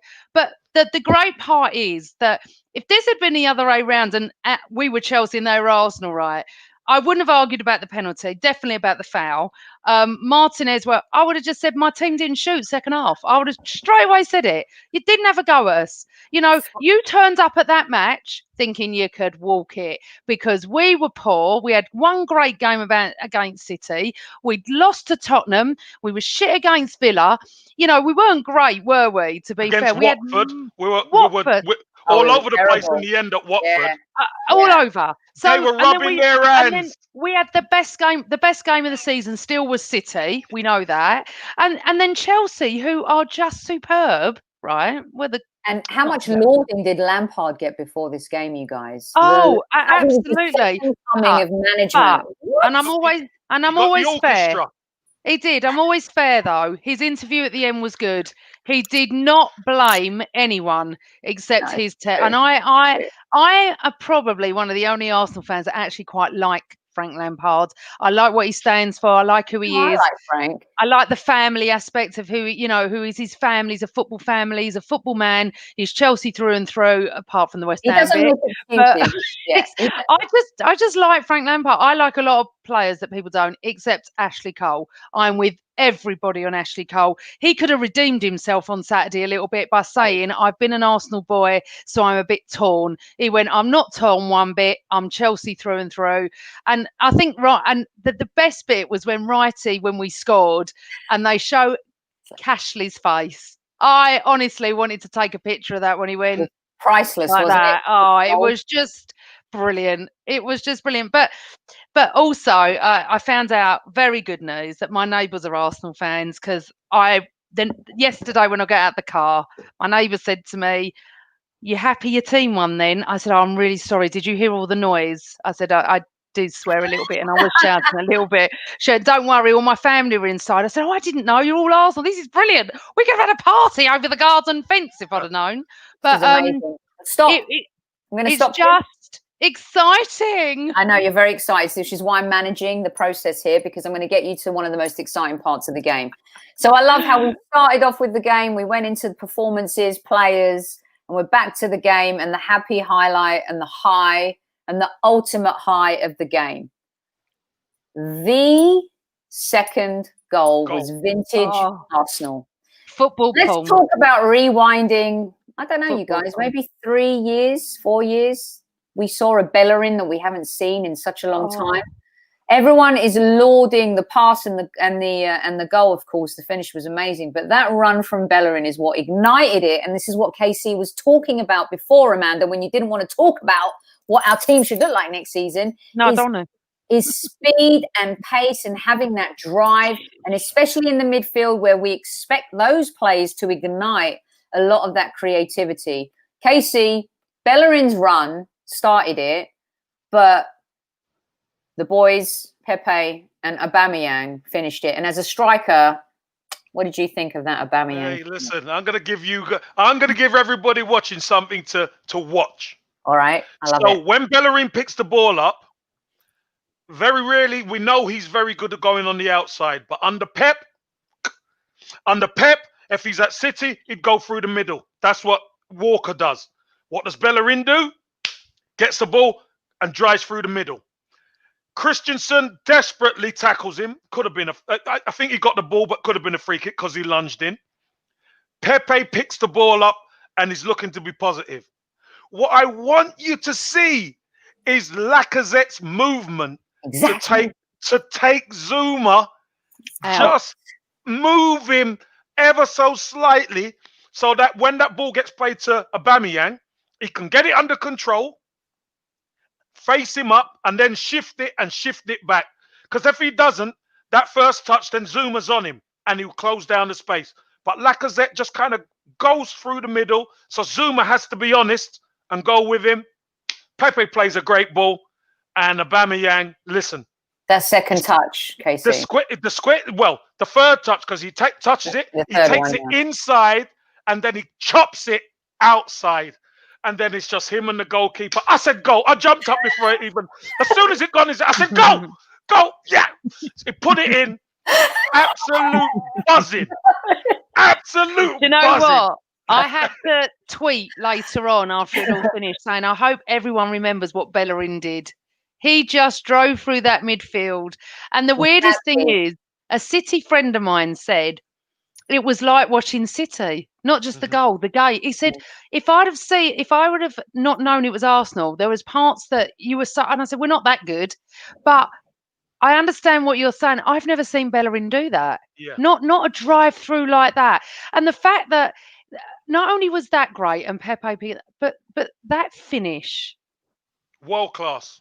That finish at Ceballos celebration bit as well. It just floored me. I mean, watching Arteta as well, it was football porn at its best, that goal. A goal that any striker would have been proud of. It was just sublimely beautiful. And I'm so pleased that it was Aubameyang. I really am. I mean, what a beautiful start to finish that was. And to win the game on that is just, oh. I know. And I love what Mike's saying, because I do too, Mike. I just love listening to KC's breakdown of front play. Yeah. And this as well, right? This is what we were talking about. I clicked on the wrong one here, but going back to this, what we were talking about before with what Laka does when he doesn't have the ball. This is the moment. Like, maybe without that move, we don't have that goal. True. You know, everything is a step. And every piece is so important. And I'm glad that you guys can see that out there in chat and that you're highlighting it as well. Go on. But Amanda. You know, when I was interesting, I was thinking, fans around the country, who do they want to win? Spurs will probably want Chelsea, even though they can't stand them anyway. You know, you've got Spurs, Wolves, because of the situation we've put them in. And that would be it, mainly. And when I was with Kev in O'Shea's and we were playing United that day, United fans all came up to Kev and everyone was great, if I'm honest. And they started talking to me as well. And everyone's got an affinity, a liking of Arsenal. My Scouse mates are the same. I got loads of messages. I mean, obviously Scousers would want us to win and not Chelsea anyway. But it was just, we're not, what I love, we're not a hated club. I think everyone wanted us to win on Saturday. No, obviously Wolves didn't because of the Europa League qualification thing. But Tottenham, I would have thought, because we're a club where we try and do it the right way. Yes, we've got moany fans. Every club has. Yes, we've got fans that don't really understand a lot about football. Every club does. Everyone does. Every club has got their great and their not so great fans. And he's right, Mike. He is our Firmino, and this is what Soph said. But what I love about this is it feels like it's the beginning of something. We're just starting. We're just starting. Baby steps. The fact that we have won right now 14 FA Cups, when that lot down the road, I don't even know what they've won. They haven't won the league in my lifetime, that's for sure. And I just feel that it's exciting now. You know, the beginning of the season, we were all doom and gloom. It was boring. We were watching matches. We were losing. We couldn't win for what's that word? We couldn't win love, for no money. No, the coffee. No, Coffee. I've got it all. Couldn't win for toffee. Coffee, not coffee. Coffee. Jeez, what's happening? Right, I'm going to rein it back in real quick. Hold on one second. Sorry, because I'm leading to what you want to say, right? We have to go soon. We do. Yeah, we've got to go. We've got probably, let's get out here if we can in the next, what do you guys think? 5 minutes? Right, here we go. Second goal goes in. At that point, I do not think we're losing the game. I didn't think we were going to lose anyway, but I had no worries. They had nothing. And once Pulisic went off, by the way, most fun player, one of the most fun players to watch in Europe right now. Yeah. I mean, he's the kind of player you look at and think, why didn't Liverpool or anyone? He's a handful. He's a handful. And we wish him well with his injury as well. Yeah, we do. And he's a good guy, Christian. I've covered him a little out here with the US men's national team, and he's a good person, and they've put the weight of the world on his shoulders, as you guys can imagine, here for US football. And I think him going off kind of is one of those games where you're like, I don't want him to be hurt. I don't want him to have anything wrong with his health. But my God, we're going to get some respite from that, right? So we go in, and then final whistle goes. We win the cup, and I want to get to the fun stuff.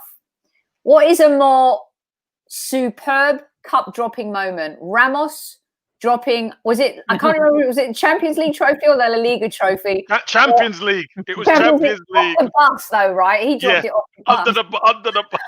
I love the fact that he dropped it. I love it. Didn't anyone tell him about the base? No, but you see, they're not used to it, are they? They're not used to the plinth and the cup goes on top. But that, do you know what? That added a bit of spice to it, great. I thought, because it's all new to these guys at Arsenal, and you know, they've had years of the fan base fighting and battling and everything, but when Arsenal win, there's nobody better. There's nobody better when Arsenal are successful. Well, no one better. Everyone's together. We had Steve Morrow break his collarbone. Was it his collarbone, his shoulder? His arm, wasn't it? He broke his arm. I need to show you one of my favourite photos that I took off the telly. Honestly, I love this. I don't know if you can see this. Can you see that, or is it too shiny? Yeah, he's behind the cup, isn't he? He's behind the cup, looking at it. Looking at the cup. Yeah. Loving it. I love that love, and he's got his hands like this. He's like, oh my God, I've got such brilliant pictures. And the one I love the most, Amanda, is the one, I love that one, but I do love the one where he dropped the cup. It's like and he goes like that. Oh, and then you've got Lacazette, who's looking at his phone and he's holding his head. You've got David Luiz holding his head. It's just one of those. It actually really depicts us over the last few years. Yeah. Yeah, look at that. That's the best. We love him. Yeah. I've got so many, but I'm not going to show you my whole phone. But it was the Copa del Rey, I think. But listen, do you think Rishi's saying? Do we think no? He didn't orchestrate that. He had no freaking idea what he was doing. He wasn't. No, Rishi. He was embarrassed a little bit actually. But I thought it was brilliant. I love it. Do you know how we know it wasn't planned? Because when they supposedly got everything together, the plinth was upside down. Yeah. You know when he lifted the cup? Yeah, he lifted the cup with the hand underneath. It was great. All the Arteta going. We spoke about it at the beginning. Arteta going in with the and the Spanish and the excitement and everyone dancing together. Kieran Tierney looks like he dances like a white boy. I love it. He's doing his little roadman. The roadman. All he was missing, I think, was the white man over by. Brilliant. And it was just so gold, you guys. So. How do we leave this? We've had a euphoric end to the season. We're not going to leave. Okay, so let me ask you, do you have questions? A couple of Twitter questions, Amanda, that you had? Because we don't want to let anyone down. Lucky you're in control tonight, isn't it? Well, someone said I'm being mum tonight, which is very unusual because usually you're the mum. Yeah, considering I'm the oldest. Right, we do have one question we'll read out because then we do have to leave. 1 second. See how good I am on things like... Oh, here we go. Oh, where's it gone? It's here. It is from... Sorry about this. Right. At Gobo Funnel. Ian. Let's just say Ian. After the high... Making up people's names now. She's making them easier for her to pronounce. Look at my phone cover. It's just the best, isn't it? Anyway, after the high of the cup final, what are your realistic predictions for the transfer window? What positions are the priorities? And out of all the names being thrown about, who do you see joining us this summer? Hold that, because I think the next pod we do, maybe next week, we should discuss this. We'll stop with the cup final next week. We might mention it for a few minutes, but it will be exactly what all of you think that I was bored about tonight. Yeah. And we will discuss you're pissed about, not pissed. You were pissed off because you want to see your face. You wait until you look back at it. You're like that. Am I? Yeah. Yeah, you are. You'll see. Yeah, but she can edit that bit.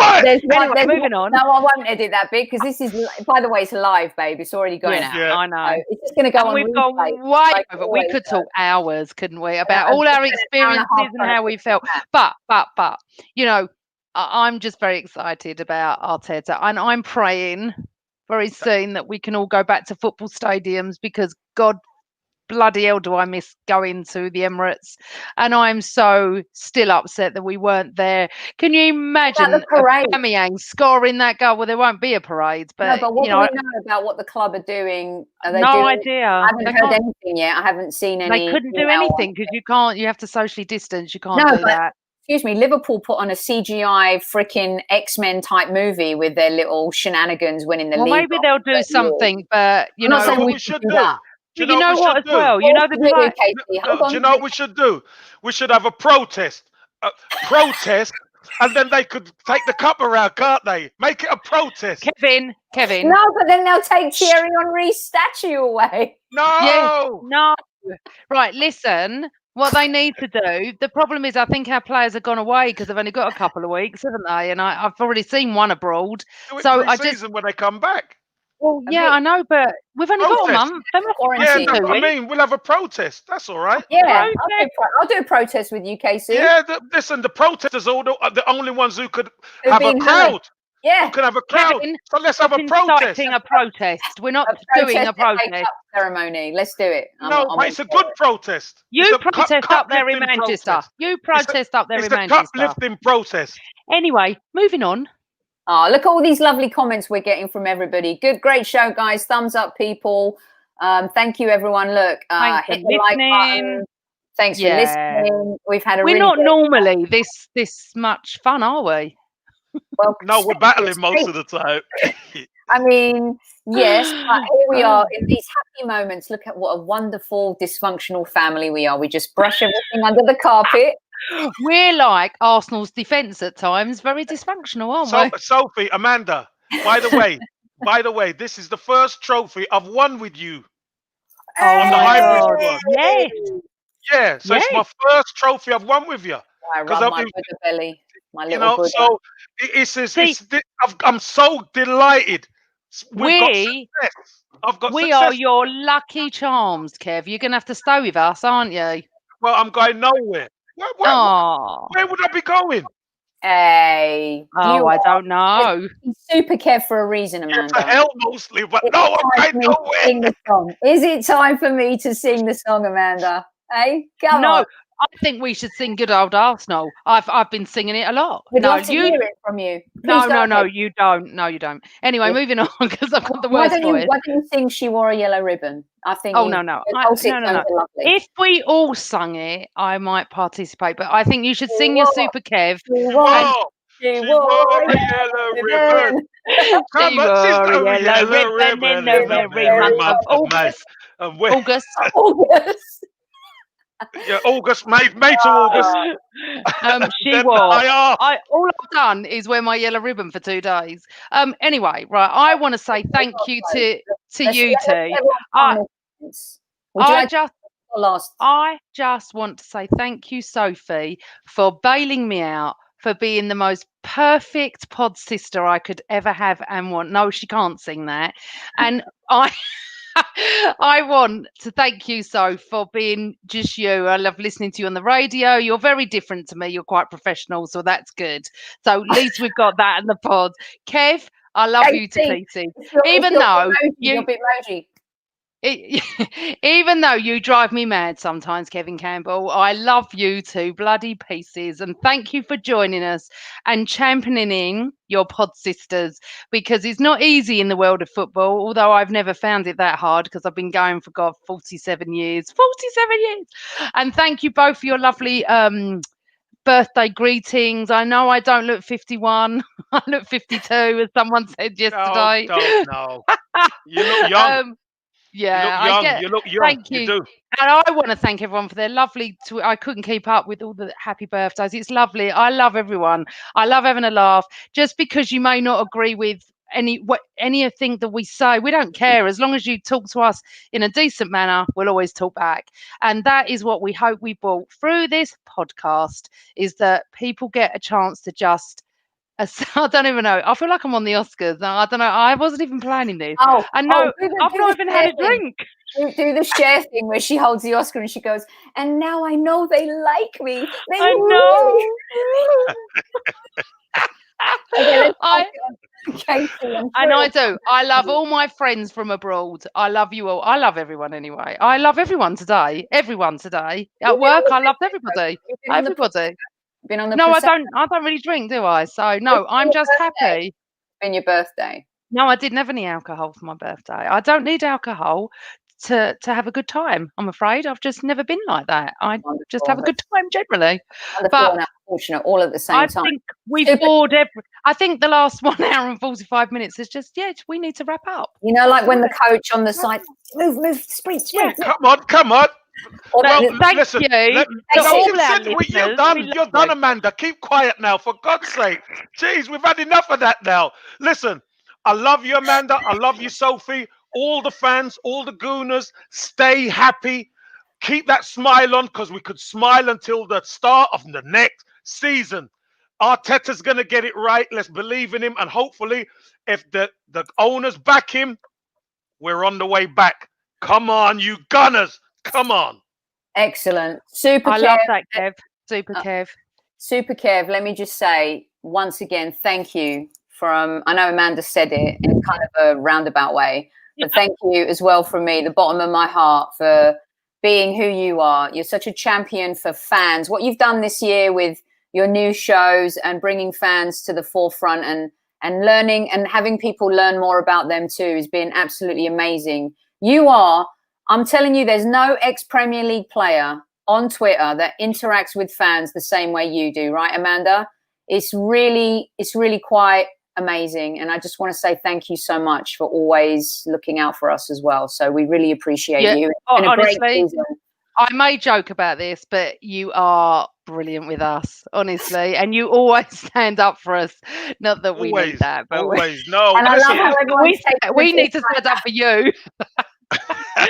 But everyone's like, I want to thank God, my mum, my dad. Yeah, we want to thank Mikel Arteta. I want to thank Mikel Arteta, and I do sound like I'm drunk, but I promise you I don't even drink. Anyway, I do think we need to end this. We do, and I'm just going to say, Casey, thanks. That's a nice Amanda. Yeah, it's very nice. Casey has made it, but you have, Kev. I wouldn't have known you if you wouldn't have said hello to me. So hey, by the way, what I will say is this: I will be doing more Who Are Yous with fans, etc. So we're gonna, and there's a new show that I'm doing that's gonna open people's eyes. I love this one. What's this one? He will let people know in due course. Oh. Does it involve the Dicky Bow? Well, actually, he knows everyone should have seen Who's Coming to Dinner, because it's very cool. If you haven't seen Who's Coming to Dinner, check it out. Casey has his YouTube channel, so go find it. Kevin Campbell. He's got some brilliant guests. He's got some brilliant guests, and he does really innovative, fun things with fans as well. So go check that out. Amanda, my pod sister, 51. You act like 21. I love it. You're the Don. You're amazing. I love you. You're so honest and authentic, and I just, still am really proud that we're two women out there talking about the Arsenal, and Casey is a huge champion of women, and to have him with us as we're two women talking about the club that we love, just love it. It's been a great season again, babe. Completely adore you. And there's only one way to end it. Always Arsenal. Boom.